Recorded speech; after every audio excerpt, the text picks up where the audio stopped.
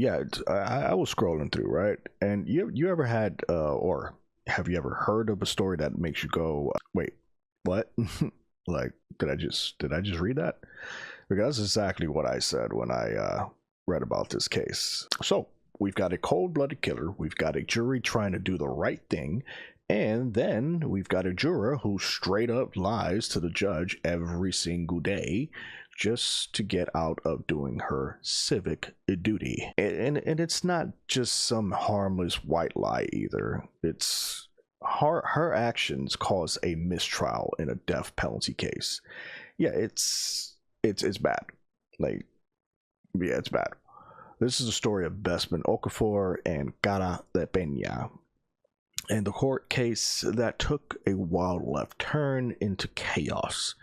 You're watching Chaz versus Evil. Today we're going deep into the cracks of the justice system. The justice system.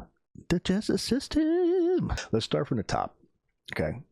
Bestman Okafor, Florida man, and not the funny kind. Back in 2012, he's involved in a violent home invasion. Not your average break-in either. This was pretty damn brutal. Like, he gets caught. I'm just gonna speed run this, like this whole beginning. He gets caught, but instead of facing justice, he decides to eliminate the witnesses. Yeah, he plotted an execution. On September 10th, 2012, Okafor goes back to the same house, this time armed. He shoots and kills Alex Zaldivar. I hate butchering last names. One of the witnesses set to testify against him. Two others as well, Brianna Campus and Remington Oroji. I hate butchering last names. They're shot too, but they survive. Horrific, absolutely chilling.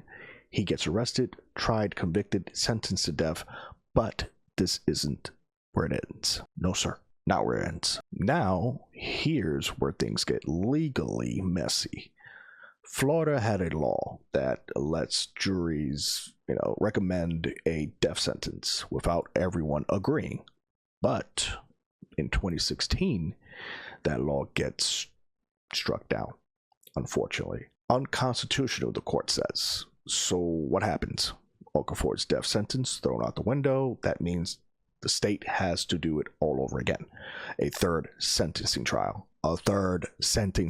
And that's where Cara de Peña comes in. I can't. So Cara de Peña, she gets picked as a juror for Okafor's sentencing trial, and right from the jump, she doesn't want to be there. She's doing jury duty. She's not getting paid by her job for jury duty. She hates being sequestered. And instead of just dealing with it like most of us do, like I've been in jury duty, in New York, we get paid $40 a day, as long as you get picked for the trial, right? So she got picked for a trial, so she has to deal with it, right? So she tells the other jurors she's going to find a way to get out of the case. And then she does. She goes to the judge and says, hey, I spoke to someone and who knows the victim, and I can't be impartial. Boom. Mistrial. But here's the kicker. Miss me with that shit. Okay? Miss me with that, because she lied. No duh, right? She never talked to anyone. She never had outside contact. And she lied to the judge every single day about it. All of it was made up just to get out of jury duty. And now she's the one on trial. Karma. Can I hear you? Karma. Cara de Peña gets charged with indirect criminal contempt. That's legal speak for you knowingly lied and wasted our fucking time. So, in a major court case at that.